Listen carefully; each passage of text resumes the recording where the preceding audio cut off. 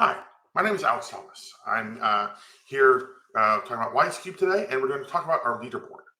Um, so the the first thing we want to talk about is I'll just sort of introduce the company. Oh, ah. Um, so I'm Alex Thomas. I'm the principal data scientist here at Wisecube. Um, So uh, we've worked on a bunch of things over the years, but right now I'm going to be talking about hallucination detection. So when we talk about hallucination detection in LLMs, we got to consider first the tasks that we're working on. So here's some examples of some tasks broken up by the context they're given. We have zero context. That's sort of your classic simple chat interaction. RAG Q&A, which is pretty popular now. That's where the person gives an input, documents are searched for, and that's given as context to the LLM to generate the response. But today we're going to be talking about summarization. And so that's where the LLM is given a reference text, and that can be one or more documents. And then it's expected to produce a summary. And so we want to evaluate these different LLMs on how they're working on this. Now, the reason why this is really important is that hallucinations can cause a lot of big problems. Now, more and more people are using these LLM-based technologies. There's this one case that I often bring up from Air Canada, where their chatbot invented a particular rebate policy, and when they denied honoring that to the customer took them to court, and the court said, "Well, you didn't do anything to check for accuracy, so why should this chatbot not be treated as anything else on your website?" So this is just on a relatively small one, just like a small claims issue. But then when we start getting the large issues like working with medical documents, working with financial or legal documents, the ability to have trust in what you're in the application you're building is really important. And it's also probably not going to be optional for too long. There's going to be regulations that are going to come in that are going to require that you put some effort into guaranteeing accuracy. There are already industries or machine learning applications that have some of these requirements, for example, around credit and fraud risk models. And we can expect there's going to be regulation coming for LLMs as well. So how do we do it at Pythia? How do we do the hallucination detection? Well, the first thing we want to do is we want to extract what is actually being said in the document. So a lot of other approaches out there, they either use older pre-LLM type models, where they're just trying to predict the match, or even simple metrics like ROUGE, but those don't really work anymore for a number of issues. For example, back when we were using ROUGE and BLEU scores to measure summarization, we were mainly concerned with just the words looking similar, because we didn't have the level of fluency in our language generation we have now. But now we need something more sophisticated. And so now people have been using the LLM as the judge. Well, if you just ask the LLM whether it made a hallucination, that can lead to issues where maybe you're not going to be confident that the whatever bias is in the model isn't being checked during the judgment phase. And also, how do you know that your tool is actually working well? So what we do is we break up the task into extracting information from the documents and then evaluating the output of the model. So here what we're doing is we're going to extract a semantic triple. So that is where we extract some claims from the document in the form of a subject, a predicate, and an object. And we extract it from the reference and from the summary, and then we compare them. So when we do that comparison, we are going to be classifying the claims from the generated summary. We classify them into these categories. Mixing is, of course, only applicable to claims in the reference, but so we won't be using that one. But we have entailment, which means that the claim is supported in the reference, contradiction, it means the claim is refuted in the reference, and neutral means that it can't be either refuted or supported from the reference. And then once we have those classifications, we can generate our Pythia score. So the Pythia score is our factual accuracy score is defined thusly. So it's basically the harmonic mean of the entailment rate, the non-contradiction rate, and optionally a reliability rate. We won't be using reliability here. We'll just be using entailment and contradiction.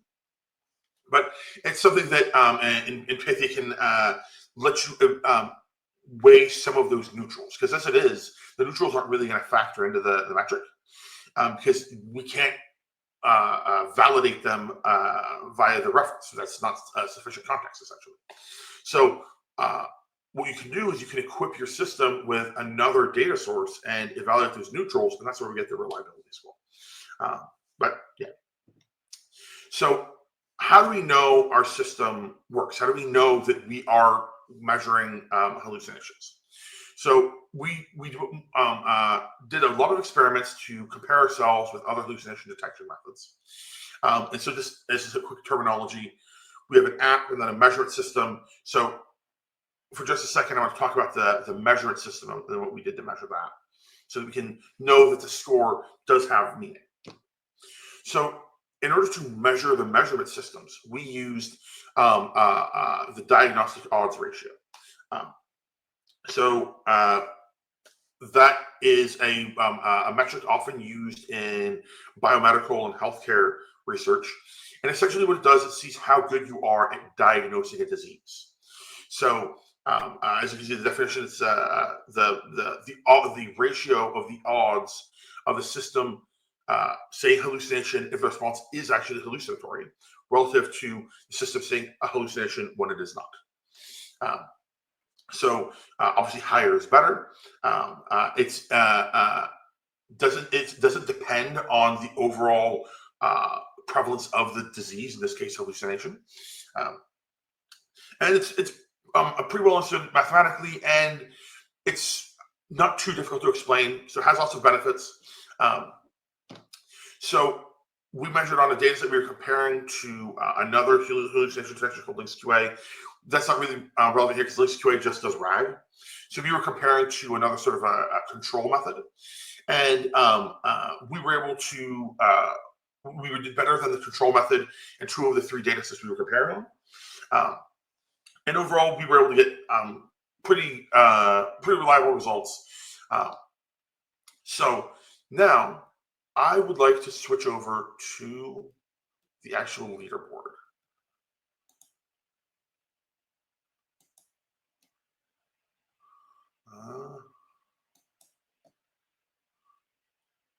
Let's see.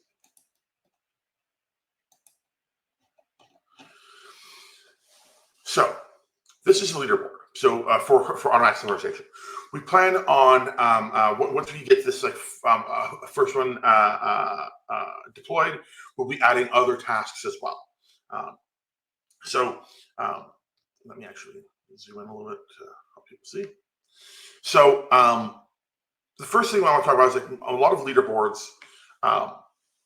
They are only sort of the rankings and maybe a link to some methodology. But we want to be able to enable our users to look more closely at what the actual results are.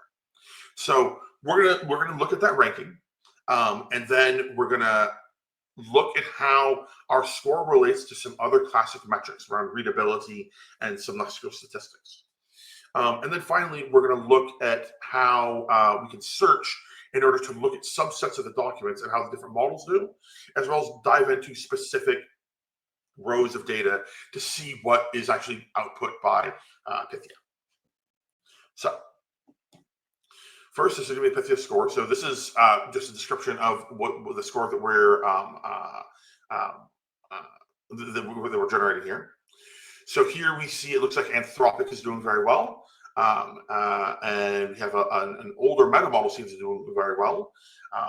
We are actually using the data set from Vectara, where they have a bunch of these summaries already generated. So if we come down here, we see, oh, this Google Flan T5 appears to be doing much worse. It's interesting that OpenAI seems to be a little bit lower here. Normally they rank pretty well. So let's look into some of these other metrics to see if we can understand what some of the differences in these models are. And is there any way for us to look at a reference and know whether it's going to be easy or hard for a model to summarize? So what we're going to be doing is we're going to be looking at these metrics and we're going to be calculating Spearman correlation. So right now we have it set on the mean inverse document frequency. So basically that's where we're looking, so a very high inverse document frequency means it's a rare word. So the more rare words you have, the higher your mean inverse document frequency will be. So what we found is that there's a negative correlation between the mean inverse document frequency and the Pythia scores. So what that means is that as you have this higher score, you're going to be doing worse. It'll be doing a worse job of the Pythia score will be predicting that it did a worse job summarizing. So we can see that not all of these are related. Now, I would like to remind you of these p-values here. I'm sure anyone that people out there who are like really like deep in statistics will probably already know this, but a lot of people just sort of look for like the 5%, something like, oh, this is, let's see, an example. Oh, this one's, so like some of these, here, 2%. Oh, that's good. It's under 5%. The thing is, we're actually looking at a lot of p-values here, so we probably want actually really, really low p-values. So I would say for some of these, like for this one, I wouldn't be entirely sure that this is actually a strong relationship here. So let's go ahead now and look at some other ones. So let's look at this SMOG, so readability metric, and the description will pop up in a second. And with this one, it's very much related to the number of syllables in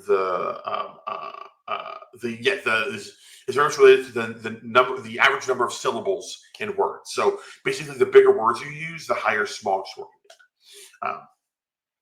And here we can see there's a higher amount of correlation for some of these models. Specifically, I'm going to go down to, where is it? There we go. So we see the OpenAI models tend to have pretty high correlations. I assume Google does as well. And the p-values are 0. So that means it's a very low p-value. And from this, what I'd say is that as you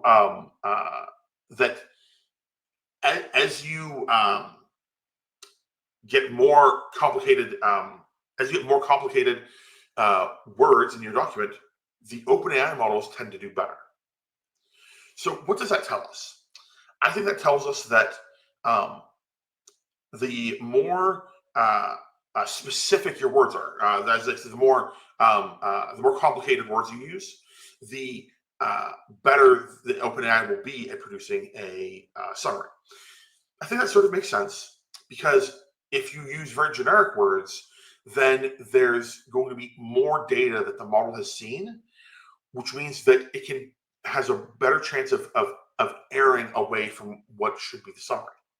So essentially, it can wander into more spaces for generating text.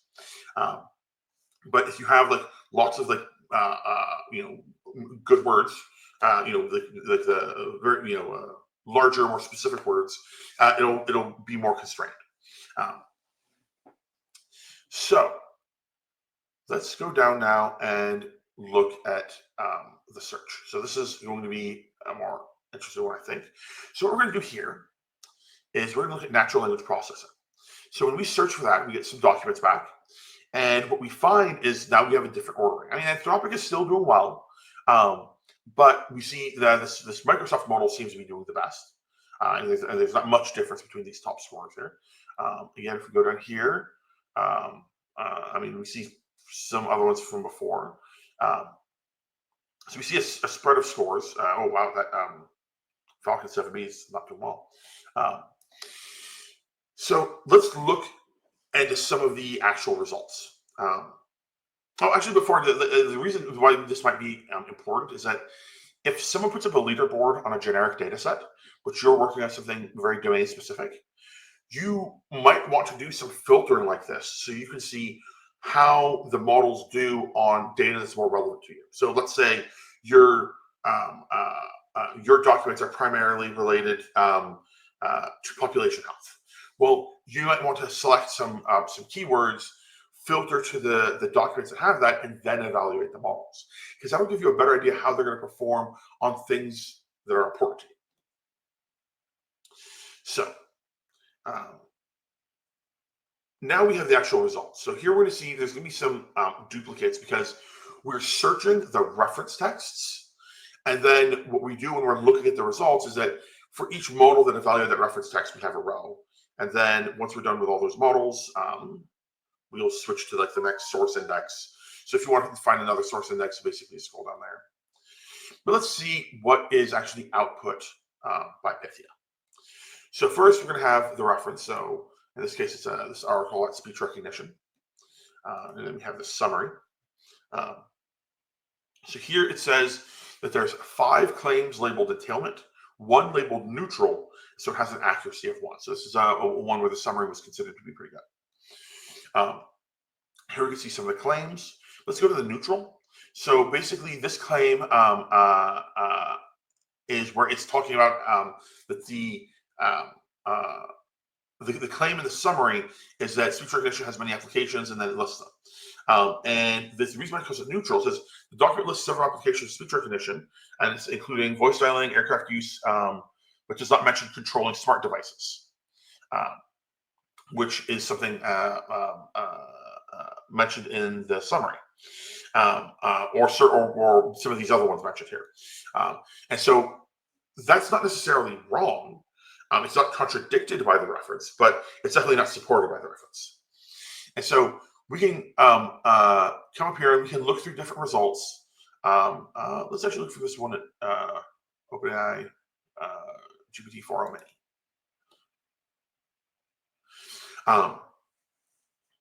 So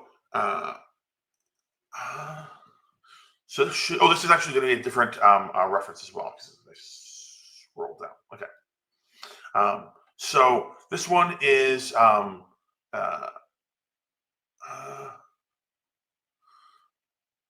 so interestingly, this one must have got pulled up poorly by search. This will just be a search fail. But so here we have a summary. So here we have 1 contradiction, 8 entailments, and a neutral. So it gives an accuracy of 0.9. So look at the contradiction. So it's here the claim is Lillard Gin is produced at the Borders Visitor Center, born in the Borders. So the document states it's born in the Visitor Center, which contradicts the statement that so this is one where the extraction had an issue, but the checking actually was the one who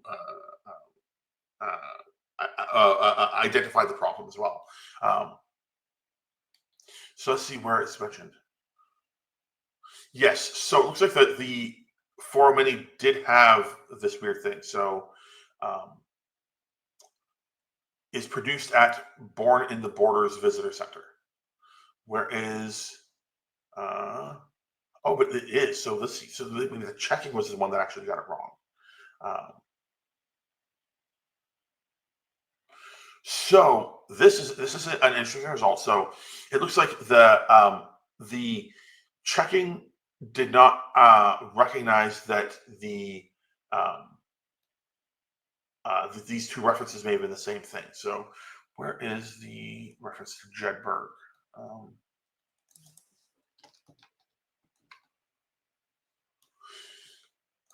So this is an sort of an interesting language result. The checker did not recognize this as a full phrase. This is a bit of an odd phrase. for like a singular place. The born in the borders is a center in Jedburgh. So this looks like it was a false positive for contradiction. See the neutral one.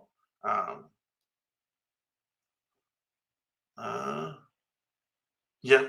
And so then here we can also look at some of the other metrics generated for this text. So the importance of being able to do this is that instead of just seeing just a list of models and just some score that's, relatively black box, even if they do include explanation of entailment, you can't actually drill down anything. Here you can look into it and say, oh, maybe some of these issues with 4.0 mini is that it looks like 4.0 mini correctly pulled out this entity. And that the checker may have been wrong. This is why you need to be able to drill down into these results.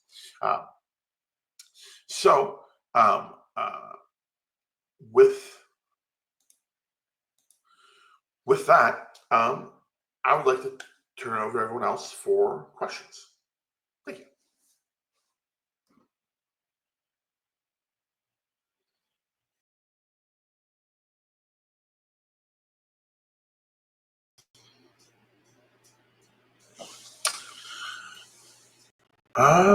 Yes, I'm looking through.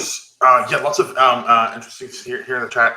First of all, I'm seeing the things for the resolution issue. Yes, I'm very sorry about that. We will be uploading this video to YouTube. Hopefully, it'll be better resolution there. Again, very sorry for that. Blame Spectrum Internet. Okay, so the first question here. So the metric we're using requires predictions, but Pythia we're using a score, so how we're making it. So for calculating the door metric, we threshold it. I believe it's at 0.9. So if the Pythia score is before 0.9, we basically say, oh, it has the hallucination condition, and that's how we're using door. Let's see.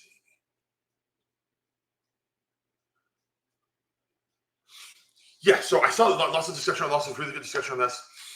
So yes, who said it later on? About hallucination being an umbrella term.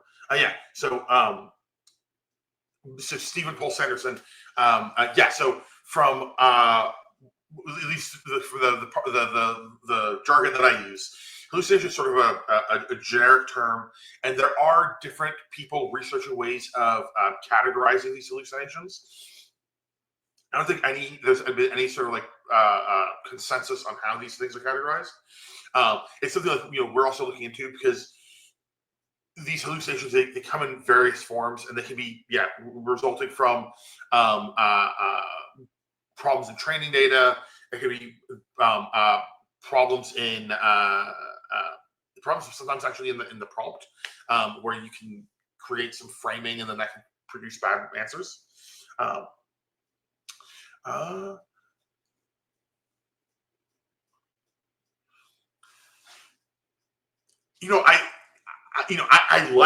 like that definition. I think this is one of those situations where, like in the technical space for the hallucination problems, just fabrications with a bit more truth. So I think that in this space, there's probably people who are like a lot of these terms will get some semantic drift to them. So the linguist in me is very fascinated by this, but I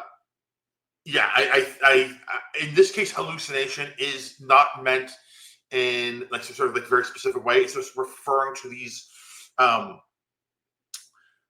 even calling something like, say, using truthfulness is maybe not necessarily correct, because I believe I mentioned this example, but like if you were trying to summarize a document that's considered to be misinformation, right? Do you want it to be truthful, or do you want it to be an accurate summarization? Like, what would be a hallucination in that case? If the LLM corrected what the misinformation document had when it summarized it, well, would that be a hallucination? So this is really more about hallucination refers to the generated text saying things not supported by the reference, by the context, and to be more general outside of this task. And then we also consider external sources as well.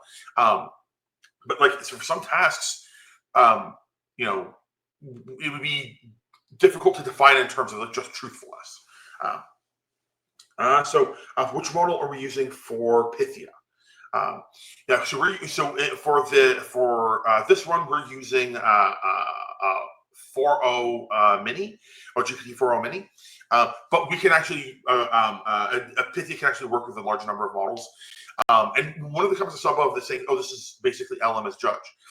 It's kind of like that, but one of the things that we found out in our research about this task is that your approach, your measurement system, is you really want to consider it as a strategy. A strategy is a combination of the model you use and the way you use the model, or the overall algorithm of what you're doing. So if you are doing something like just asking the LLM, "Oh, is this a good response, or is this hallucinatory, or is this faithful?" That would be what I would call sort of like the classic LLM as judge. What we're doing here is we're trying to break up the task so that the task we're asking the LLM for is simpler in a fashion. I would say that it's maybe it seems more complicated, but we're breaking down the information and then having the LLM judge it, as opposed to just giving the LLM just the raw text and having it give an answer. And from our experience, this makes it a little bit more reliable, and much more importantly, you can actually look into what the results are. Like, for example, we looked at the claims. If we just gave the document the summary and the reference and said, "Oh, is this a good summary?" Maybe it would give some reasoning, but it wouldn't necessarily have this breakdown by the claims that were extracted.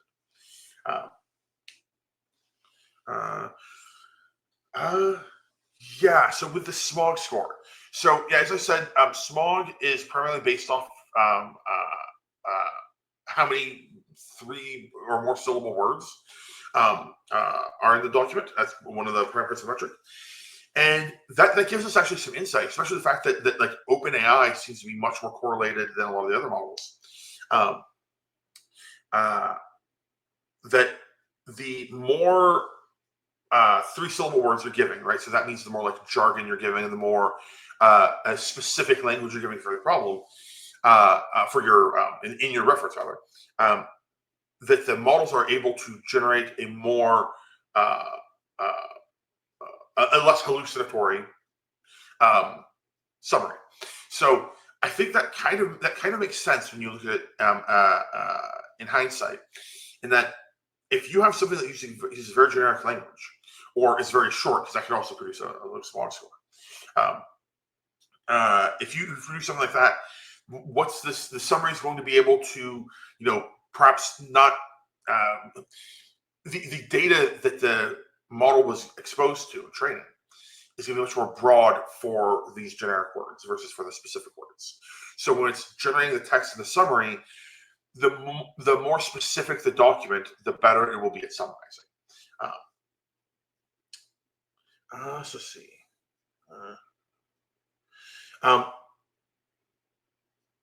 So featuring the text like a preprocessor.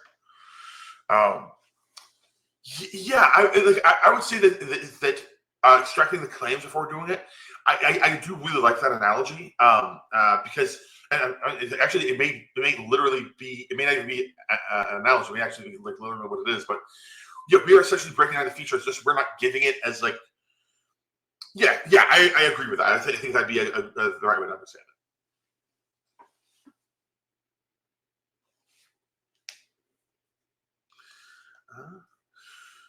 Let's see, any other? I think that's it. Yeah. So thanks everyone for attending. Again, really sorry about those resolution issues. So hopefully you should all be notified when it gets uploaded, in case you want to review it. And feel free to contact us if you're interested in working with us or have additional questions. Thank you.